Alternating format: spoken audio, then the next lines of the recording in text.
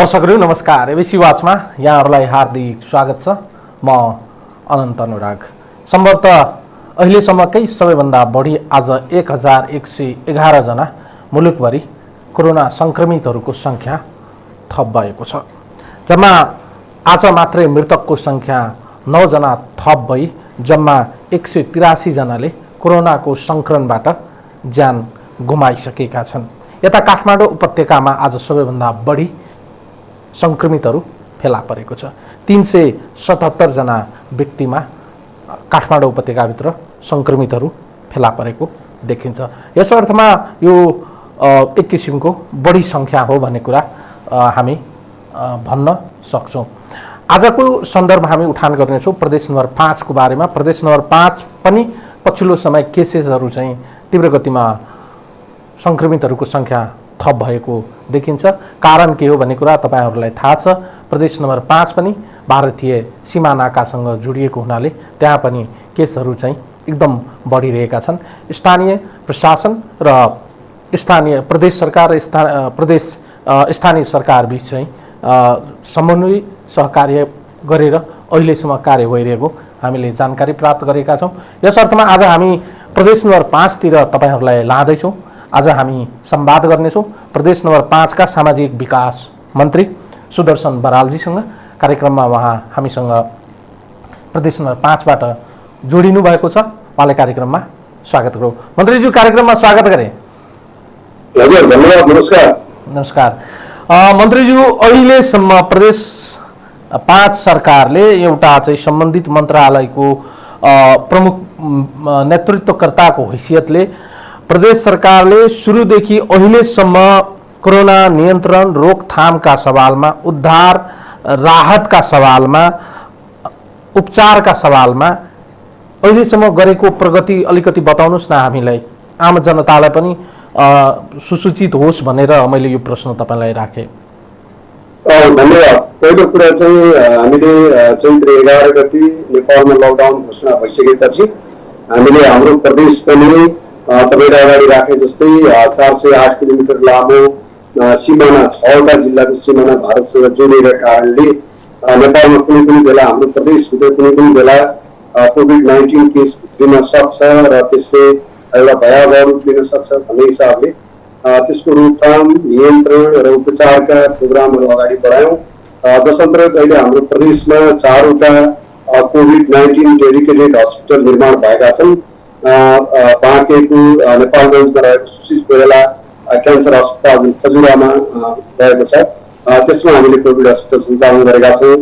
दाङको बेलजुण्डीमा महेन्द्र संस्कृत विश्वविद्यालयको चाहिँ बेलजुण्डीमा रहेको यो चाहिँ आयुर्वेदिक अस्पतालमा एउटा, त्यसैगरी लुम्बिनी प्रादेशिक अस्पतालले सञ्चालन गर्ने गरी धागो कारखानामा एउटा र भीम अस्पताल भैरवामा एउटा गरी 4वटा अस्पताल सञ्चालनमा ल्यायौँ। र हामीले यस अगाडि हालसम्म चाहिँ करिब 4600 मानिसहरूलाई यी अस्पतालहरूमा उपचार गर्ने र उहाँहरूलाई रिकभर गराएर घर पठायौँ भने त्यसबाहेक विभिन्न पालिकाहरूले सञ्चालन गरेका आइसोलेसन सेन्टरहरू विभिन्न ठाउँहरूमा समेत राखेर यो 4600 करिबको सङ्ख्यालाई चाहिँ हालसम्म उहाँहरू डिस्चार्ज भएर गइसक्नु भएको छ। त्यसै गरी हामीले भेरी अस्पताल अनि यो प्रादेशिक जनस्वास्थ्य प्रयोगशाला भैरवा, लुम्बिनी प्रादेशिक अस्पताल र राप्ती स्वास्थ्य विज्ञान प्रतिष्ठानमा गरी 4वटा ल्याब जहाँ चाहिँ कोभिड-19 का लागि चाहिँ स्वाबहरू टेस्टिङका लागि हामीले 4वटा ल्याब निर्माण गर्यौँ र ती ल्याबहरूबाट हालसम्म चाहिँ हामीले 96,000 जनसमुदायको चाहिँ स्वाब टेस्ट गरिसकेका छौँ। त्यसमध्येमा चाहिँ हामीसँग अहिलेसम्म चाहिँ झन्डै 59 करिब 6,000 पुग्दैछ पोजिटिभको सङ्ख्या। र त्यसै गरी चाहिँ क्वारेन्टाइनहरू स्थानीय सरकारसँग समन्वयमा क्वारेन्टाइनहरू निर्माण गर्ने र क्वारेन्टाइनबाट पनि हामीले झन्डै 90,000 जतिलाई चाहिँ क्वारेन्टाइन सर्भिस मूलतः यो चाहिँ स्थानीय सरकारहरूले क्वारेन्टाइन सर्भिसहरू उपलब्ध गरायो।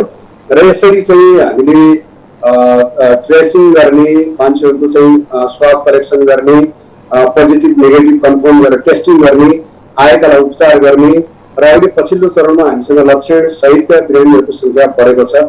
आज पनि लुम्बिनी प्रादेशिक अस्पतालको धागो कारखानामा 16 जना आइसियूमा हुनुहुन्छ र अहिलेसम्म हामीले 55-56 जनालाई चाहिँ आइसियूको उपचार सेवा प्रवाह गरिसकेका छौँ। त्यसमध्येमा धेरैजना 35 जना चाहिँ सन्चो भएर डिस्चार्ज भएर गइसक्नु भएको छ भने अहिले फेरि विभिन्न जिल्लाहरूमा खास गरी रूपन्देही, बाँके र कपिलवस्तुमा केसको रेट चाहिँ बढेर गएको छ र यसलाई पनि त्यसै गरी हामीले यो डेडिकेटेड हस्पिटल जुन 4वटा बनाएका छौँ यी अस्पतालको चाहिँ बेड क्यापेसिटी बढाउने, आइसियु र भेन्टिलेटरको संख्या बढाउने, त्यसै गरी कन्ट्याक्ट ट्रेसिङका लागि स्थानीय तहमा रहेका स्वास्थ्य कर्मीहरूलाई ओरिएन्टेसन प्रदान गर्ने लगायतका कामहरू चाहिँ अगाडि बढाएका छौँ र कोभिड-19 को समस्यालाई प्रदेशमा नियन्त्रणका लागि हामीले भरमग्दुर प्रयत्न गरिरहेका छौँ।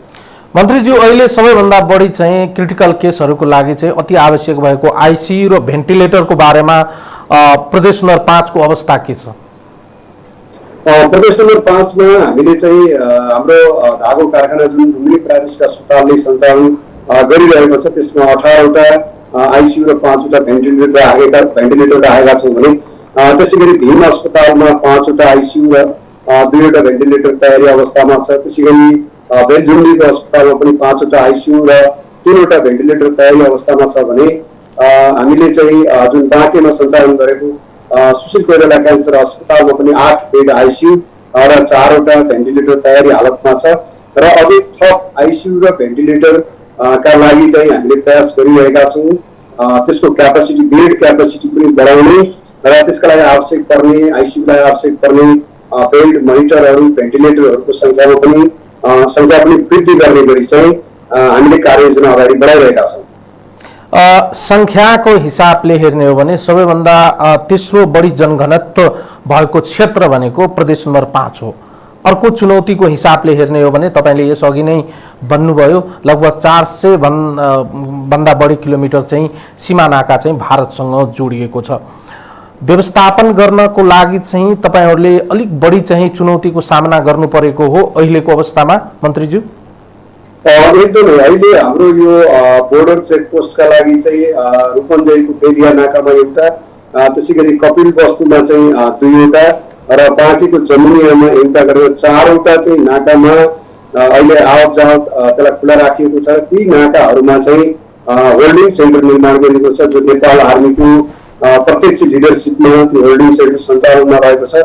त्यसमा भारतबाट आउनेहरूलाई चेक जाँच गर्ने, उहाँहरूलाई क्वारेन्टाइन गर्ने र साइन सिम्पटम भएकाहरूलाई आइसोलेट गर्ने र नभएकाहरूलाई चाहिँ सम्बन्धित पालिकामा पठाउने र त्यहाँ 14 दिन क्वारेन्टाइन गर्ने गरी चाहिँ निरन्तर त्यसबाट काम भइरहेको छ।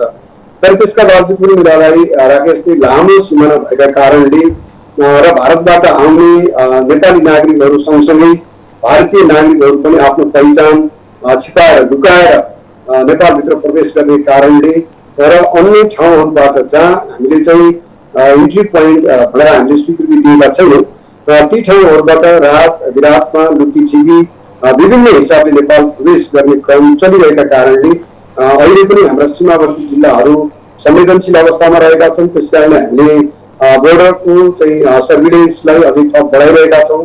त्यहाँ हेल्प डेस्कहरू निर्माण गर्नका लागि हामीले लगातार काम गरिरहेका छौँ ताकि बोर्डरबाट प्रवेश गर्ने कुनै पनि मानिसहरूलाई क्वारेन्टाइन गर्न सकियोस्, उनीहरूलाई चाहिँ टेस्टिङ गर्न सकियोस्, ट्रेसिङ गर्न सकियोस् भन्ने हिसाबले हामीले त्यो कामलाई पनि अगाडि बढाएका छौँ। तर यसका बावजुद पनि लगातार चाहिँ आउने क्रम बढिरहेको छ।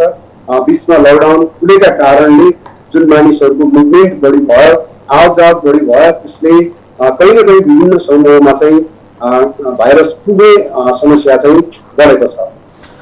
मन्त्रीज्यू, पहिलो चरणको लकडाउनमा जुन प्रकारले प्रदेश सरकारबाट जुन प्रकारको आम जनताले अपेक्षा गरेका थिए त्यस अनुरूप प्रदेश सरकारले पहिलो चरणको लकडाउनमा त्यो समयलाई सदुपयोग गर्नु पर्दथ्यो। सदुपयोग गर्न नसकेको जनगुनासो व्यापक रह्यो। किन प्रदेश सरकार पहिलो चरणको लकडाउनमा आफूलाई चाहिँ पूर्ण रूपमा परिचालन गर्न सकेनन्? किन पहिलो चरणको लकडाउनमा रेस्टिङ पिरियडको रूपमा चाहिँ समयलाई खेर फाल्यो? यसमा मलाई चाहिँ मेरो अलिकति फरक धारणा छ, किनकि हाम्रो प्रदेशमा सबैभन्दा कम भनेको साउन 18 गते 231 जना एक्टिभ केस थियो।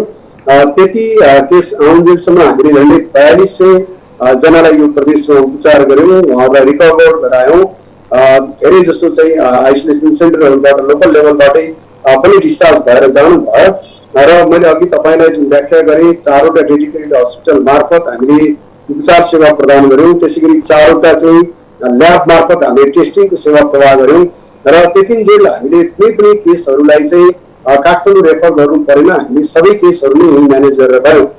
जो अहिले पछिल्लो चरणमा अहिले हामीसँग जुन 1200 आजको मितिमा 1200 एक्टिभ केसहरू जुन छन् यो चाहिँ साउन 18 पछि आएको केस हो र जसमा अहिले सिम्पटोमेटिक केसहरू बढेको छ। त्यसकारणले अहिले पनि हामीले जुन लेभल 3 को चाहिँ उपचार गर्नुपर्ने कतिपय बिरामीहरूलाई चाहिँ कोलपुर मेडिकल कलेजले उपचार गर्यो भने त्यसबाहेक मैले जो अगाडि भने हामीले 55-56 जनालाई चाहिँ आइसियुकै सर्भिस प्रदान गर्यौँ, क्रिटिकल केयर दियौँ र कयौँ मानिसहरूलाई हामीले भेन्टिलेटरको सर्भिस समेत दिएर उहाँहरू रिकभर भएर डिस्चार्ज भएर समेत जानुभयो र अहिले पछिल्लो चरणमा हामीसँग 24 जनाको मृत्यु भएको छ र त्यसमध्येमा हाम्रो 6 जना जतिको चाहिँ हामीले भेन्टिलेटर सर्भिस दिइसकेपछि भेन्टिलेटरमा रहँदै नै उहाँहरूको डेथ भएको छ। त्यसकारणले हामीले अहिले पनि क्युरेटिभ सर्भिसको सेक्टरमा हामीले सर्भिस हाम्रो प्रदेशको तर्फबाट दिएका छौँ। जुन मैले अगाडि सुरुमा बताएँ हिजोसम्म हाम्रो प्रादेशिक अस्पतालमा 18 जना आइसियुमा हुनुहुन्थ्यो, 2 जना राति र बिहान गएर 2 जनाको डेथ भएर अहिले 16 जना आइसियुमा हुनुहुन्छ। त्यसकारणले आइसियुको उपचार पनि हामीले प्रवाह गरिरहेका छौँ। हामीले चाहिँ ल्याब पनि विस्तार गरिरहेका छौँ। त्यसो भएको हुनाले लकडाउनको पिरियडलाई प्रदेश सरकारले यो चाहिँ समयलाई सही ढङ्गले सदुपयोग गर्न सकेन वा काम गर्दै गरेन भन्ने कुरासँग चाहिँ म सहमत हुन सक्दिनँ। हामीले पर्याप्त मात्रामा तयारी गऱ्यौँ। खास गरिकन हामीले फर्स्ट लटमा हामीले जुन डेडिकेटेड हस्पिटलहरूमा चाहिँ आइसियु र भेन्टिलेटरको लागि जुन बजेट निकासा गरेका थियौँ ती अस्पतालहरूले चाहिँ टेन्डर पनि निकाले। धेरै ठाउँहरूमा चाहिँ आइसियु र भेन्टिलेटरका लागि आवश्यक पर्ने भेन्टिलेटर, आइसियुका मोनिटर लगायतका इक्विपमेन्टहरूको हकमा ग्लोबल स्टक आउट भएका कारण थुप्रै ठाउँमा बिडिङ हुन सकेन।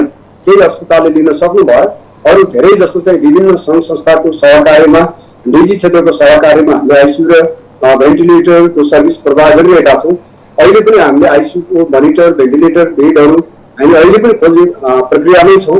लगातार हामीले हाम्रो क्षमतालाई एक्सपान्सन पनि गरिरहेका छौँ। त्यसो भएको हुनाले हामीलाई लकडाउनको पिरियडमा प्राप्त भएको समयलाई हामीले सही ढङ्गले सदुपयोग गरेका छौँ। हामीले सङ्घीय सरकारको तर्फबाट मात्रै चाहिँ भिटिएम र पिपिईको चाहिँ अपेक्षा नगरेर हामीले आफ्नै तर्फबाट पनि भिटिएम, पिपिई हस्पिटललाई मतलब ल्याबलाई आवश्यक पर्ने रिएजेन्ट, किट लगायतका सामग्रीहरू हामी आफैले खरिद गरेका छौँ। त्यसमा हामीले अहिले प्रदेश चाहिँ आत्मनिर्भर भएर बसेको छ। कुनै पनि अस्पतालमा कुनै पनि स्वास्थ्य कर्मीलाई सुरक्षात्मक सामग्रीको अभाव भयो भन्ने अवस्था हामीले रहन दिएनौँ। त्यसो भएको हुनाले हामीले लकडाउनको टाइमलाई प्रदेश सरकारले यथासम्भव उपयोग गर्यो, सदुपयोग गर्यो। त्यसका बावजुद पनि कतिपय सामग्रीको कारणले हकमा चाहिँ ग्लोबल स्टक आउट भएका कारणले सप्लायरहरूले सप्लाई दिन नसकेका कारणले केही कठिनाइ, केही अभाव चाहिँ हामीले जो अहिले पनि बेहोरिरहेका छौँ। त्यसबाहेक अन्य तयारीमा चाहिँ हामीले कुनै कमी हुन दिएका छैनौँ। मन्त्रीज्यू, आम जनताको गुनासो रह्यो। म यसो अब तपाईँसँग कुरा गर्दा चाहिँ आम तपाईँको प्रदेशका केही मान्छेहरूसँग यसो चाहिँ अनौपचारिक कुराकानी गरेँ, केही यसो बुझौँ न त के रहेछ आम जनताको सरकारप्रतिको बुझाइ।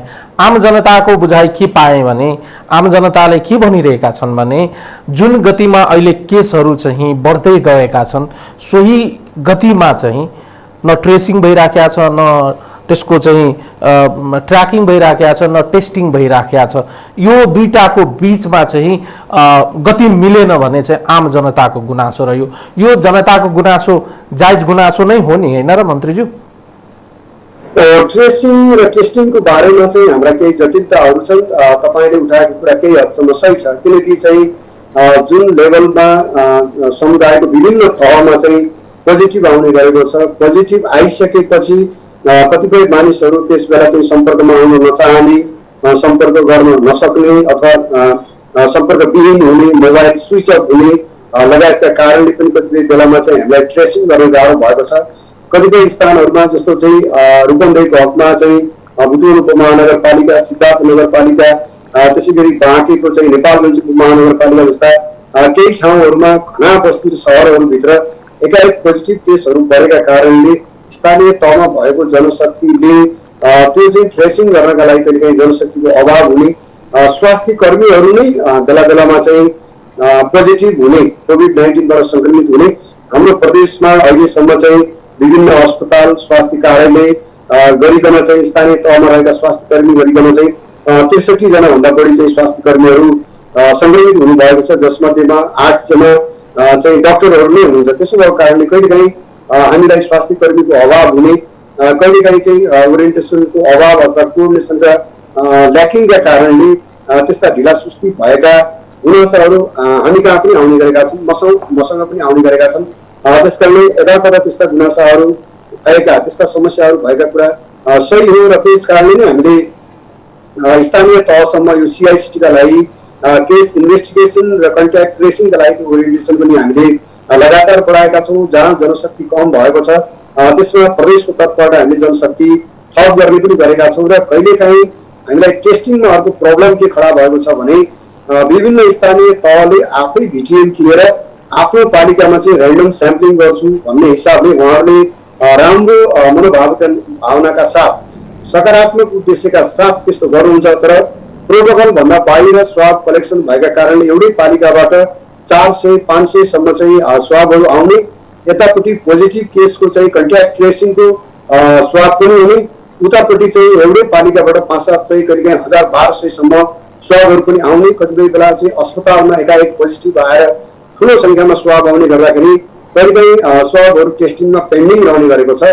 त्यसकारणले लामो समय पेन्डिङ भयो, टाइममा रिपोर्ट आएन, छिटो गरिदिनु पर्यो, यो तरिकालाई फास्ट गर्नु पर्यो भनेर हामीलाई गुनासाहरू आएका छन्, सुझावहरू आएका छन्। ती सुझावहरू सही छन्, त्यही कुरालाई मध्यनजर गर्दै हामीले हालै चाहिँ लुम्बिनी प्रादेशिक अस्पतालमा जेन एक्सपर्ट जसले 1 घण्टाभित्रमा रिपोर्ट दिन सक्छ, जो 1 घण्टामा 4वटा स्याम्पलको रिपोर्ट दिन सक्छ, त्यस्ता इमर्जेन्सी केसहरूका लागि त्यो जेन एक्सपर्ट पनि स्थापित गरिएको छ। त्यसबाट पनि हामीले काम अगाडि बढाएका छौँ। जुन अस्पतालमा चाहिँ तत्काल इमर्जेन्सी रूपमा अपरेसन गर्नुपर्ने केसहरू हुन्छ अथवा चाहिँ डेथ केसहरू हुन्छ, त्यस्ता केसहरूको लागि फर्स्ट टेस्टका लागि त्यो अगाडि बढाएका छौँ र हामीले सङ्घीय सरकारलाई त्यस्तै जेन एक्सपर्ट मेसिन चाहिँ भेरी अस्पतालमा राख्नका लागि अपिल गरेका छौँ। मलाई लाग्छ छिटै सङ्घीय सरकारले त्यो भेरी अस्पतालमा त्यो ल्याब पनि उपलब्ध गराउँछ, जेन एक्सपर्ट मेसिन।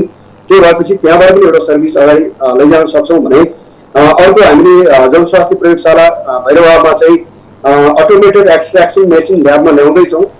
छिटोभन्दा छिटो त्यो अटोमेटेड एक्सट्र्याक्सन मेसिन ल्याउने बित्तिकै हाम्रो टेस्टिङ रेट चाहिँ बढ्नेछ। त्यो टेस्टिङ रेट बढ्ने बित्तिकै जो अहिलेको पेन्डिङ केस छ, जुन लामो समय पर्खाइ भयो भन्ने जुन गुनासाहरू छन्, ती गुनासाहरूलाई हामीले सम्बोधन गर्न सक्नेछौँ।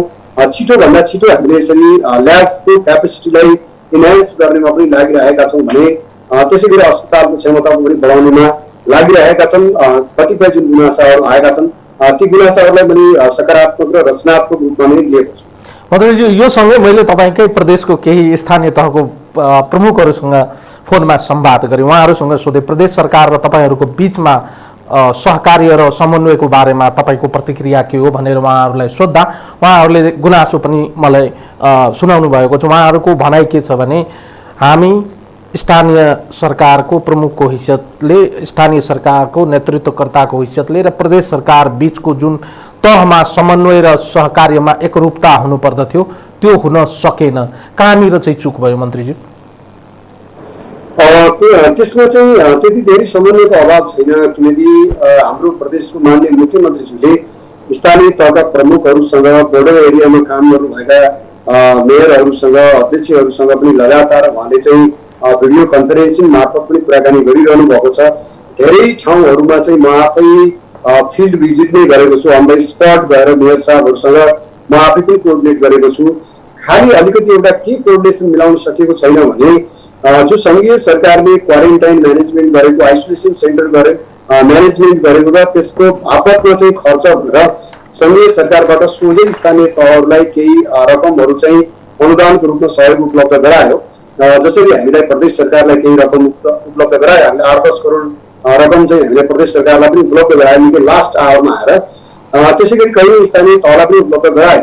तर त्यसो गर्दाखेरि सङ्घीय सरकारले हामीसँग पनि इन्फर्मेसन लिएन, स्थानीय तहसँग पनि इन्फर्मेसन लिएन, जसले गर्दाखेरि खास गरिकन बोर्डर एरियाका पालिकाहरूले धेरै ठुलो चाहिँ खर्च उठाउनु भयो। जो पश्चिम नवलपरासीदेखि बर्दियासम्मको बोर्डर एरियामा रहेका पालिकाहरूको चाहिँ कयौँ पालिकाहरूको चाहिँ 50औं लाखसम्म चाहिँ क्वारेन्टाइनहरूमा खर्च भयो। मानिसहरूलाई खाना खुवाउँदा बेड लगायतको चाहिँ म्यानेजमेन्ट गर्दा कसैको त करोड पनि लाग्यो। कयौँ ती पालिकाहरूमा चाहिँ सङ्घीय सरकारबाट त्यो बजेट उपलब्ध भएन, तर कयौँ ठाउँहरूमा चाहिँ बजेट उपलब्ध भयो। त्यो समन्वय गर्न नसक्दाखेरि कयौँ पालिकाहरू चाहिँ निकै ठुलो आर्थिक व्यवहारमा पर्नु भयो। मलाई चाहिँ रिपोर्ट गर्नुभएको थियो कयौँ उपमहानगरहरूले मानिसहरूलाई चाहिँ हिँडिरहेको मानिसहरूलाई ट्रान्सपोर्टेसनमा मात्रै 50 लाखभन्दा बढी चाहिँ इन्धनमा मात्रै खर्च भयो भनेर समेत रिपोर्ट गर्नुभएको थियो। त्यो चाहिँ कि चाहिँ स्थानीय तहहरूलाई त्यो प्रकारको अनुदान उपलब्ध गराउन प्रदेशलाई भनेको भए हामीले उपलब्ध गराउँथ्यौँ। हामीले चाहिँ 1 लट उपलब्ध गराएका थियौँ स्थानीय सरकारलाई सहयोग स्वरूप 15 देखि चाहिँ 25 लाखसम्म, तर त्यो हाम्रो रकम चाहिँ निकै न्यून रह्यो। तर चाहिँ स्थानीय सरकारले जुन लेभलमा खर्च गरे त्यो खर्चका लागि चाहिँ सङ्घीय सरकारले त्यसरी समानुपातिक ढङ्गले जहाँ बढी खर्च भयो त्यहाँ चाहिँ पठाउन सकेन र त्यसको लागि कोअर्डिनेसन गर्न पनि सकेन सङ्घीय सरकारले भने कतिपय चाहिँ रकमान्तर लगायत गर्नुपर्ने पालिकाले आफ्नो बजेटमा जुन स्वीकृत बजेटभन्दा बढी बजेट खर्च गर्नुपर्ने भयो। त्यसका लागि चाहिँ रकमान्तरका लागि एउटा निर्देशिका जारी गर्नुपर्ने, त्यो खुलाउनु पर्ने थियो। हामीले प्रदेश सरकार तर्फबाट खुलाएर हुन्छ भने हामी चाहिँ त्योसँग सम्बन्धित चाहिँ आवश्यक नीतिगत स्पष्टताका लागि हामी तयार छौँ भनेका थियौँ। तर यस्ता निर्देशन र निर्देशिकाका लागि चाहिँ सङ्घीय सरकारको निर्देशन मात्र मान्ने हुने भएको हुनाले सङ्घीय सरकारले त्यस्तो नीतिगत स्पष्टतामा खुलाउनु जरुरी थियो। त्यसो गर्न सङ्घीय सरकारले सकेन, जसले गर्दा स्थानीय तहमा प्रमुख प्रशासकीय अधिकृत र चाहिँ जनप्रतिनिधिहरूको बिचमा एकाउन्टेन्टको बिचमा कहिलेकाहीँ चाहिँ तनाव पनि उत्पन्न भयो। रकमान्तर गर्ने कि नगर्ने, त्यो रुजु हुन्छ कि बेरुजु हुन्छ भन्ने बारेमा केही तनावहरू पनि भयो। यस्तो कुरालाई चाहिँ प्रदेश सरकारलाई त्यो जिम्मेवारी दिएको भए हामीले कोअर्डिनेट गर्न सक्थ्यौँ। सङ्घीय सरकारले त्यो बारेमा चाहिँ प्रदेश सरकारलाई जिम्मेवारी पनि दिएन र आफ्नो तर्फबाट कोअर्डिनेट पनि गर्न सकेन, जस कारणले प्रदेश सरकार नजिक भएको हुनाले स्थानीय सरकारहरूले चाहिँ प्रदेश सरकार प्रति गुनासो गर्नुभयो। प्रदेश सरकारले फुकाएको भए हुन्थ्यो होला भन्नुभयो र हामीले त्यस बारेमा धेरै छलफल गऱ्यौँ। हामीले आर्थिक विषयहरूमा कयौँ विषयहरूमा हामीले खुलाएर नहुने अवस्था भएको हुनाले हामीले खुलाउन सकेनौँ र त्यसमा उहाँले जुन गुनासो गर्नुभयो त्यो गुनासो जायज।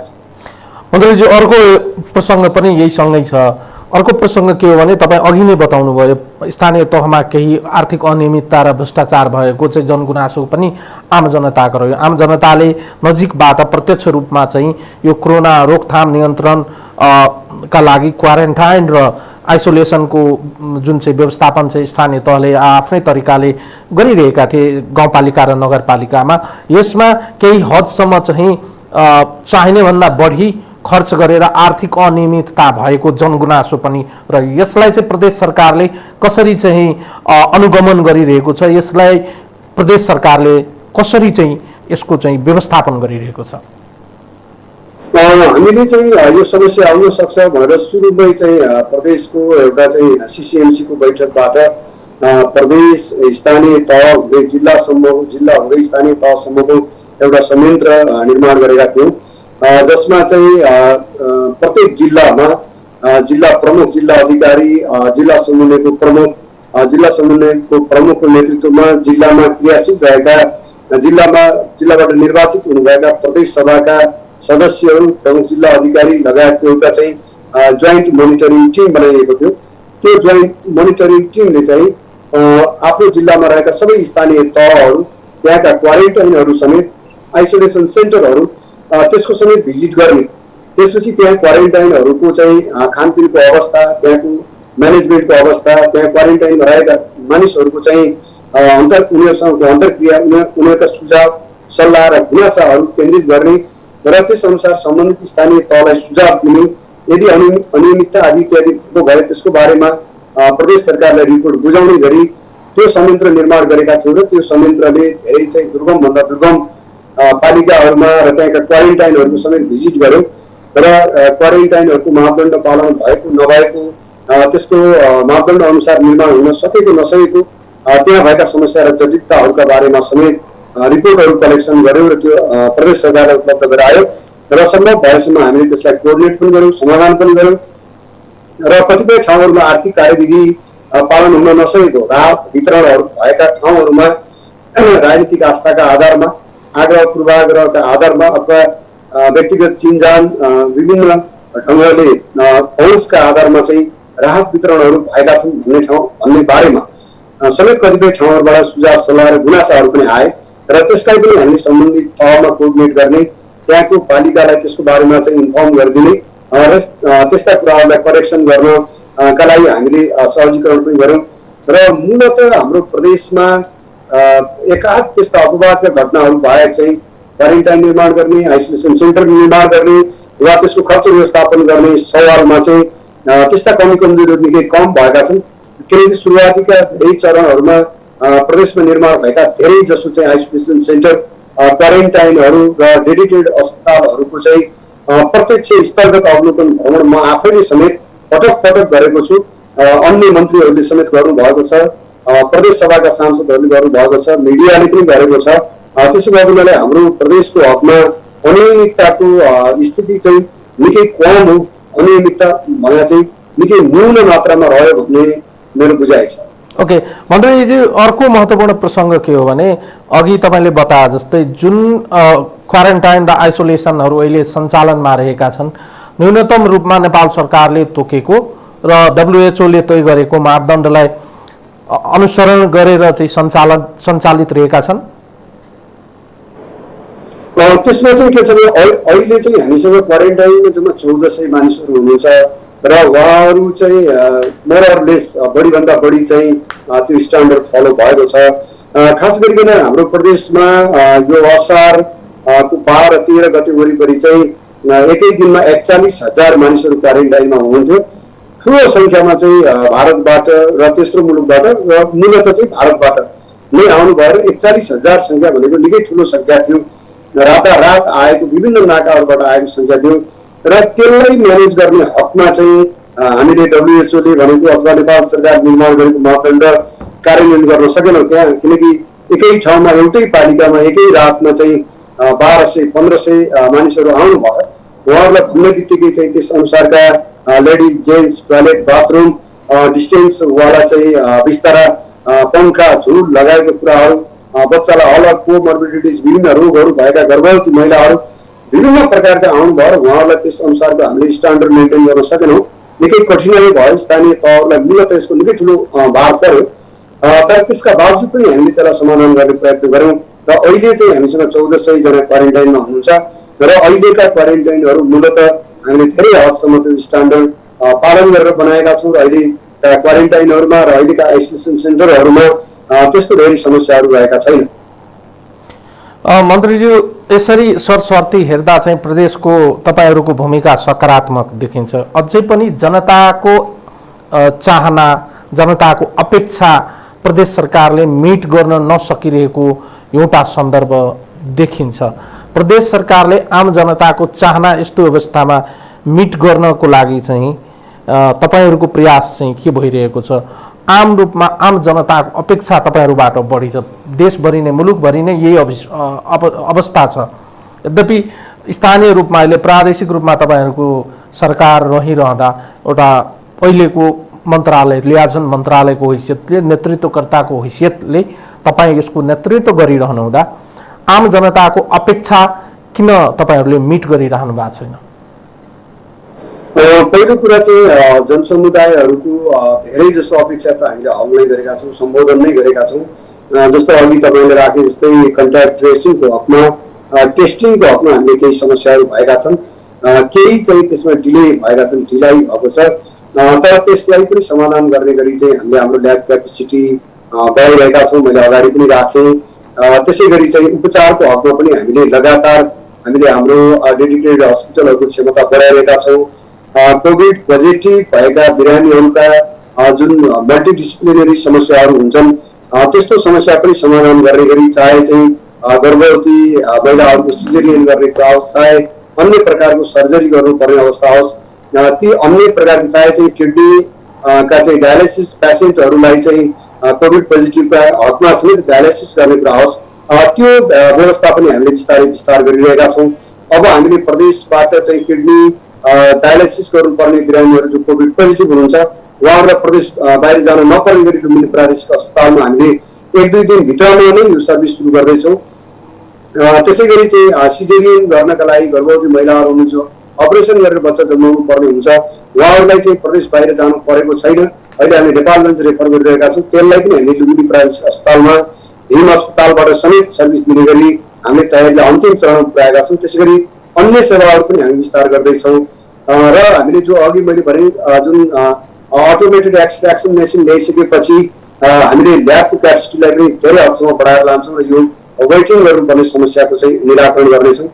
त्यसै गरी एज ए होलमा चाहिँ प्रदेश सरकारले यो विश्वव्यापी लकडाउनको कारणले विभिन्न देशबाट रोजगारी गुमाएर प्रदेश फर्कनु भएका अथवा प्रदेशमै रहेर विभिन्न रोजगारी गुमाउनु भएका, बेरोजगार रहनु भएका अथवा विभिन्न आय आर्जनमा चाहिँ समस्या भोगिरहनु भएका युवाहरू अथवा प्रदेशका नागरिकहरूलाई चाहिँ लक्षित गरेर हामीले चाहिँ रोजगार योजना कार्यक्रम पनि हामी लन्च गरेका छौँ। कृषि कोभिड विशेष कार्यक्रम भनेर हामीले चाहिँ स्वरोजगार हुनका लागि कृषिसँग सम्बन्धित 50-52 करोडको बजेट र प्रोग्राम हामी लन्च गरिसकेका छौँ स्थानीय तहसम्म। त्यसै गरी चाहिँ मुख्यमन्त्री ग्रामीण विकास कार्यक्रममा हामीले 109 तह, हाम्रो प्रदेशमा 109 स्थानीय तह छ। 109 तहमा नै स्थानीय तहमा सोझै हामीले रकम पठाएका छौँ ताकि ती स्थानीय सरकारहरूले तत्काल रोजगारी सृजना गर्ने कार्यक्रम लन्च गर्न सकुन् र बेरोजगारहरूलाई तत्काल रोजगार प्रदान गर्न सकियोस् भने हामीले त्यो प्रोग्राम पनि लन्च गरेका छौँ। त्यसै गरी हाम्रै मन्त्रालयबाट हामीले यही वर्षलाई हामीले झन्डै 26,000 भन्दा बढी चाहिँ तालिम प्रदान गरेर स्वरोजगार हुने वा रोजगार हुन सक्ने युवाहरूको लागि त्यो ट्रेनिङ चाहिँ हाम्रै मन्त्रालयबाट सञ्चालन गर्दैछ र हामीले सबै स्थानीय तहहरूलाई पनि त्यसरी गरिब निमुखा जनसमुदायहरू जो प्रत्येक दिन चाहिँ ज्याला मजदुरी गरेर जीवन बिताउनु पर्ने हुन्छ, छाप टार्नु पर्ने हुन्छ, उहाँहरूको समस्या समेत समाधान गर्नका लागि त्यस्ता खालका रोजगार वा स्वरोजगारसँग सम्बन्धित कार्यक्रम हामीले लन्च गर्नका लागि चाहिँ कोअर्डिनेट गरिरहेका छौँ। त्यसै गरी उपचारात्मक सेवाको तर्फबाट पनि हामीले लगातार हाम्रा कोसिस अगाडि बढाएका छौँ। मैले जुन अगाडि राखेँ खास गरी उपचारात्मक क्षेत्रमा चाहिँ हामीले चाहँदै पनि हाम्रो आर्थिक कार्यविधि ऐन अनुसार हामीले जुन टेन्डर इत्यादि गर्नुपर्ने हुन्छ र ग्लोबल्ली नै स्टक आउट भएका कारणले कतिपय चाहिँ हस्पिटलका बेडहरू, आइसियु बेड अथवा आइसियुका मोनिटर, भेन्टिलेटर लगायतका सामग्रीहरू नपाउने, जस्तो हाम्रो जस्तो प्रदेशमा भेन्टिलेटर आइसियु मेन्टेन गर्नका लागि, त्यो म्यानेज गर्नका लागि चाहिँ आवश्यक पर्ने एनेस्थेसिया फिजिसियन डाक्टरहरूको चाहिँ पर्याप्त उपलब्धता नहुने अथवा आइसियुमा अपरेसनमा काम गरिरहेका त्यस्तो चाहिँ स्किलफुल जनशक्तिको चाहिँ पर्याप्त चाहिँ जनशक्तिको अभाव रहेको अवस्था छ। एक ठाउँमा त्यो सेवा दिने बित्तिकै हाम्रो सम्पूर्ण जनशक्तिहरू त्यहाँ एङ्गेज हुने, अर्को ठाउँमा विस्तार गर्न नसक्ने अवस्था छ। यी कतिपय हाम्रो प्रदेश सरकारका लिमिटेसन छन्, हाम्रा बाध्यताहरू छन्, सीमाहरू छन् र यसका बावजुद पनि फेरि पनि हामीले हाम्रो त्यस्तो दक्ष जनशक्तिको सङ्ख्या बढाउने, चाहे एनेस्थेसियाको डाक्टरहरू खोजबिन गर्ने कुरा होस्, फिजिसियन डाक्टरहरू, कन्सल्टेन्ट डाक्टरहरूको सङ्ख्या बढाउने कुरा होस्, हामीले कोभिड अस्पतालका लागि चाहिँ करारको अर्गानोग्राम नयाँ दरबन्दी सृजना गरेर त्यहाँ चाहिँ मार्केटबाट सोझै हामीले चाहिँ डाक्टर नर्सहरूलाई पनि हायर गरेका छौँ। उहाँहरूले निकै उच्च मनोबलका साथ निकै राम्रो सेवा प्रवाह गरिरहनु भएको छ यी 4वटा कोभिड अस्पतालबाट र त्यहाँ अझै जनशक्ति पुगेन भनेर अहिले पनि हामीले त्यो जनशक्ति थप गर्नका लागि अहिले हिजो आज मात्रै चाहिँ क्याबिनेटमा हाम्रो मन्त्रालयको तर्फबाट प्रस्ताव गएको छ ताकि त्यहाँ काम गरिरहेका डाक्टर नर्सहरूलाई प्रेसर नपरोस्, धेरै प्रेसर नपरोस्। त्यहाँ काम गरिरहेको डाक्टर नर्स पनि बिस्तारै चाहिँ पोजिटिभ हुने सङ्ख्या बढ्दै गएको छ। 3-4 महिनादेखि कन्टिन्युस काम गरेको कारणले थकान पनि बढ्दै गएको छ। त्यसलाई सब्स्टिट्युट गर्नका लागि हामी पर्याप्त फेरि चाहिँ स्वास्थ्य जनशक्ति थप्दै पनि गएका छौँ। यसरी हामी लगातार कोसिस गरिरहेका छौँ। प्रदेशवासी जनसमुदायको सुरक्षालाई चाहिँ प्रदेश सरकारले नम्बर 1 प्रायोरिटीमा राखेको छ। त्यस हिसाबले नै बजेट एलोकेट गरिएको छ, त्यस हिसाबले प्लानिङ गरिएको छ र म प्रदेशवासी जनसमुदायहरूलाई प्रदेश सरकारको योजनामा विश्वस्त रहन अपिल पनि गर्न चाहन्छु र गरिरहेको काम यी कामहरूको बारेमा जानकारी पनि गराउन चाहन्छु र जनसमुदायले गर्नुभएका रचनात्मक सुझावको आलोचनालाई फेरि म हार्दिकतापूर्वक चाहिँ आत्मसात पनि गर्न चाहन्छु, जसलाई प्रदेश सरकारले निरन्तर करेक्सन गर्नेछ र अगाडि बढिरहने म विश्वास दिलाउन चाहन्छु। ओके, तपाईँले अघि नै चुनौतीको कुराहरू गर्नुभयो। अहिले यो लकडाउनले सबैभन्दा बढी चाहिँ पीडित भएको समुदाय भनेको मध्यमवर्गीय समुदाय हो। गरिब, मध्यमवर्गीय र आर्थिक अवस्था कमजोर भएका व्यक्तिहरूको जनजीवन एकदमै कष्टकर बनेर गएको छ। यता किसानहरूको अवस्था पनि त्यस्तै छ। खेतमा बाली लगाएका छन्, यद्यपि खाद लगायतका मल लगायतका सामग्रीहरू चाहिँ सजिलै मार्केटमा उपलब्ध भएको छैन। बोर्डर बन्द छ, बोर्डर पारिबाट ल्याउने हिजोको परम्परा पनि अहिले रोकिएको छ। यता उद्योग धन्दा पनि बन्द रहेको अवस्था छ। कतिपय चाहिँ अवस्थामा सुत्केरी महिलाहरूको पनि अवस्था एकदमै गम्भीर अवस्थामा रहेको देखिन्छ। ती वर्गहरूको लागि चाहिँ सरकारले विशेष के गरिरहेका छन्? केही त मैले संक्षिप्तमा अगाडि पनि राखेँ, जुन चाहिँ कामदार वर्गका लागि अथवा मध्यम वर्गका लागि जसले विभिन्न हिसाबले रोजगारी गुमाउनु भएको छ, समस्यामा पर्नु भएको छ, उहाँहरूको समाधानका लागि हामीले केही कार्यक्रम लन्च गरेका छौँ। त्यसै गरी विभिन्न उद्योग धन्दा र कल कारखानाहरूलाई पनि निश्चित डिस्टेन्स स्वास्थ्यसँग सम्बन्धित रुल्सहरू पालना गरेर सम्भव भएसम्म सञ्चालन गर्ने, ताकि चाहिँ हाम्रो चाहिँ इकोनोमी सर्कुलेट भइरहोस्, इकोनोमिक चेन चाहिँ बिग्रन नपाओस्, त्यो सर्कुलेट भइरहोस् भन्नका लागि हामीले त्यसमा पनि प्रयत्न गरिरहेका छौँ।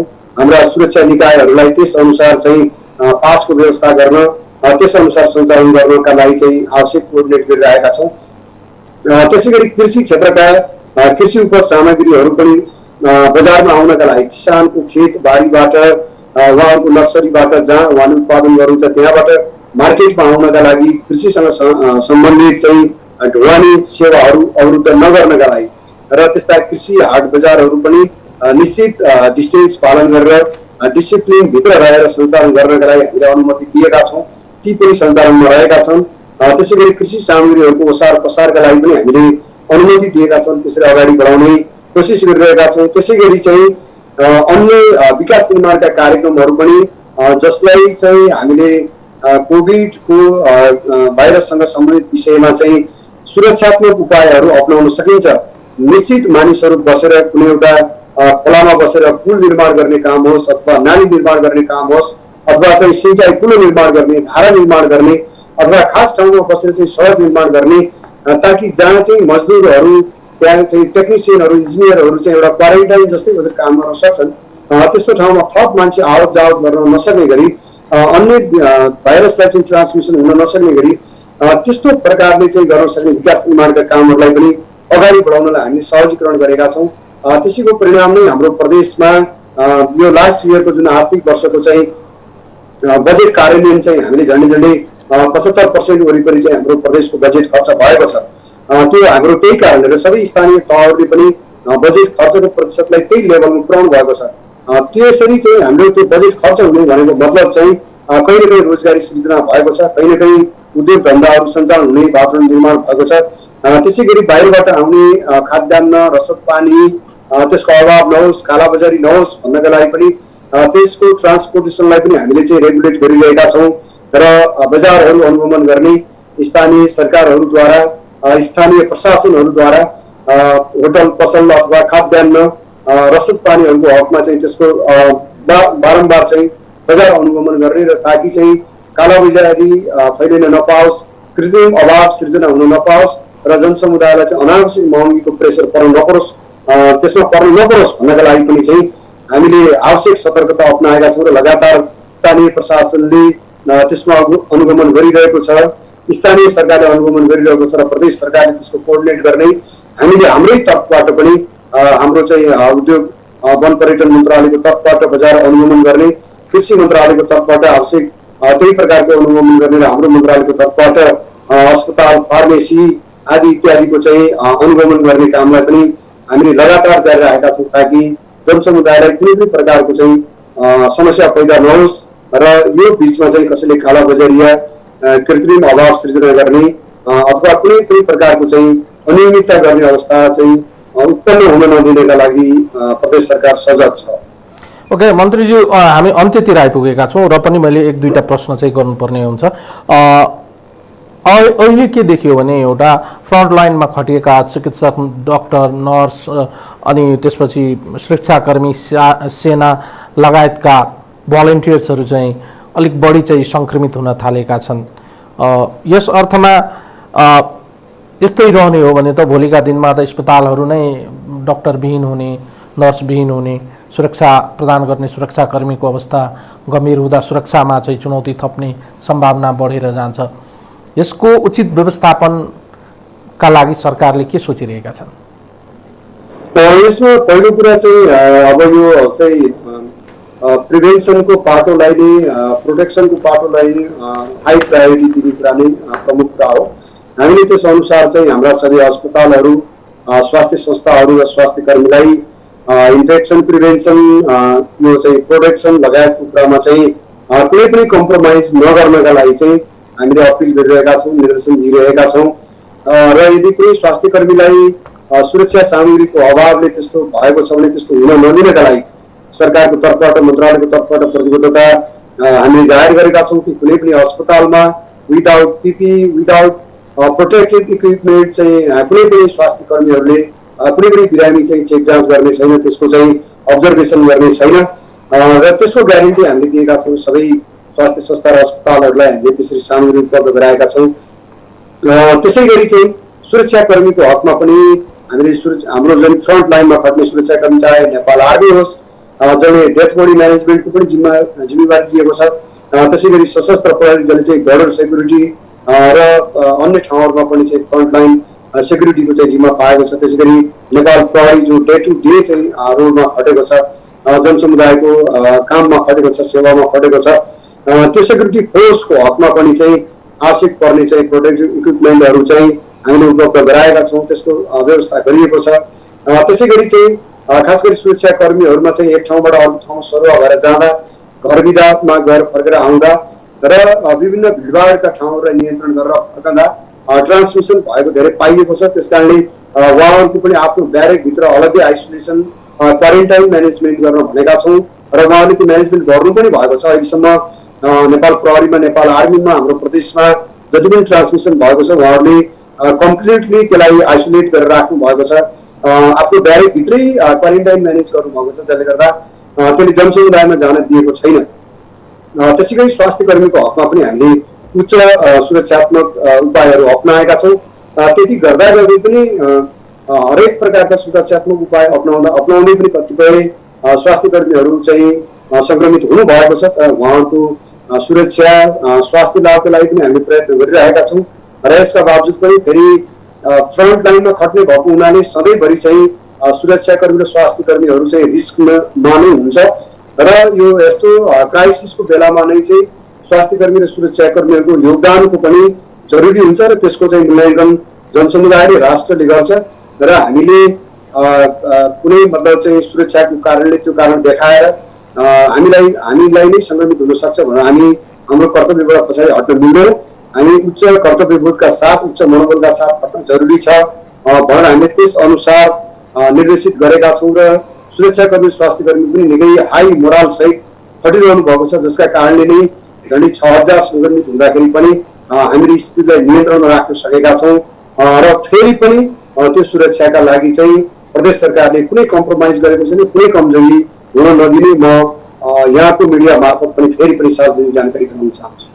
अन्तिम प्रश्न गर्न चाहे मन्त्रीज्यू, अब लकडाउन जारी छ। लकडाउनले एक किसिमले लामो समयदेखि हाम्रो जीवनलाई चाहिँ एकदमै अप्ठ्यारो बनाएको छ। हामी एकदमै अप्ठ्यारो स्थितिबाट गुज्रिरहेका छौँ। वैश्विक रूपमै यो स्थिति सिर्जना भएको छ। यद्यपि कतिपय मुलुकहरूले चाहिँ लकडाउनको विकल्प सहित चाहिँ केही योजनाहरू पनि अगाडि सारेका छन् जीवनलाई गति दिनको लागि। यस अर्थमा अहिलेको लकडाउन नेसन वाइज नभएको हुनाले, प्रदेश वाइज, स्थानीय तह वाइज, जिल्ला वाइज रहेको हुनाले प्रदेश सरकारले प्रदेशमा जनजीवनलाई गति दिनको लागि लकडाउनको विकल्पको बारेमा केही प्लानहरू बनाएका छन्, केही सोचहरू अगाडि सारेका छन्। यो विषयमा केही छलफलहरू, केही विचारहरू बाहिर ल्याउने तपाईँहरूको योजना छ? अहिले चाहिँ हामीले यो जुन केस देखा परेको छ यसलाई सेकेन्ड वेभ भनेका छौँ। फर्स्ट वेभ चाहिँ मैले जुन कुरा गरेँ गत साउन 18 गते जुन 231 मा हाम्रो एक्टिभ केस आएको थियो, त्यतिखेर हामीले 4200 केस म्यानेज गरेका थियौँ। त्यसपछि साउन 18 गतेपछि जब केस बढेको छ, त्यसले गर्दाखेरि फर्स्ट वेभ सकिएको छ जुन क्वारेन्टाइनमा हिजो थियो र अहिले सेकेन्ड वेभ आएको छ जुन क्लस्टर एप्रोचमा चाहिँ क्लस्टर लेभलमा चाहिँ भाइरस पुगेको छ, समुदायको खास क्लस्टरमा पुगेको छ त्यस कारण यो सेकेन्ड वेभ हो र सेकेन्ड वेभले यसलाई कन्ट्रोल गर्न हामीलाई केही टाइम चाहिन्छ। त्यतिन्जेल चाहिँ प्रदेशको चाहिँ जिल्ला वाइज जुन लकडाउन गरिएको छ यो लकडाउनबाट हामीले केस म्यानेज गर्ने कोसिस गर्नेछौँ। त्यसको यो करिब 2 हप्ता 2 वा 3 हप्तापछि चाहिँ हामीले जहाँ केस देखिन्छ त्यसलाई चाहिँ त्यही ठाउँको एउटा निश्चित क्लस्टरलाई मात्रै जुन ठाउँमा केस देखा पर्छ 20-30 वटा अथवा 40-50 वटा केस, त्यो केस देखिएको चाहिँ 150 घर अथवा 200-250 बढीमा 300 घरलाई मात्रै सिल गरेर अन्य क्षेत्रहरू खुलाउने, डिस्टेन्सिङ मेन्टेन गर्ने, स्वास्थ्यका अन्य सुरक्षात्मक उपाय अपनाउँदै हाम्रो आर्थिक गतिविधिलाई चाहिँ अगाडि बढाउनु पर्छ, शैक्षिक गतिविधिलाई अगाडि बढाउनु पर्दछ र अन्य विकास निर्माणका कामहरूलाई पनि अगाडि बढाउनु पर्दछ र हामीले टेस्टिङको लेभललाई त्यसै गरी चाहिँ उपचारको लेभललाई बढाउँदै हामीले बिस्तारै जनजीवनलाई पनि ठुलो बनाउनु पर्छ भन्ने योजनाका साथ हामीले तयारी अगाडि बढाएका छौँ र त्यस अनुसार नै मलाई लाग्छ दोस्रो या तेस्रो हप्तापछि हामीले त्यो योजनालाई कार्यान्वयन पनि ल्याउनु पर्दछ। त्यो तयारीलाई चाहिँ प्रदेश सरकारले अगाडि बढाउँदैछ। हस् त, समय र संवादको लागि धेरै धेरै धन्यवाद मन्त्रीज्यू। तपाईँको प्रदेशमा भएको गतिविधि हामीसँग सेयर गर्नुभयो, हामीसँग साझा गर्नुभयो। तपाईँको प्रदेशको आम जनतालाई सुसूचित गराउने हाम्रो यो प्रयास थियो। तपाईँ समय उपलब्ध गराउनुभयो, यसको लागि एबिसी टेलिभिजनको तर्फबाट र मेरो व्यक्तिगत तर्फबाट पनि तपाईँलाई धन्यवाद र आभार प्रकट गर्न चाहन्छु। अझै जन अपेक्षित कामहरूमा सरकारको ध्यान जाओस्, कतै कमी कमजोरी छन् भने आम जनताका गुनासाहरूलाई तत्काल सम्बोधन गर्ने दिशातर्फ सरकारको चाहिँ ध्यान आकृष्ट होस् भन्ने हाम्रो प्रयास रहेको थियो। फेरि पनि धन्यवाद र आभार प्रकट गरेँ। धन्यवाद। दर्शकहरू, उहाँ हुनुहुन्थ्यो प्रदेश नम्बर 5 का सामाजिक विकास मन्त्री सुदर्शन बराल। आजको लागि यो संवाद यति नै। सम्पूर्ण युनिट लगायत मलाई पनि बिदा दिनुहोस्। नमस्कार।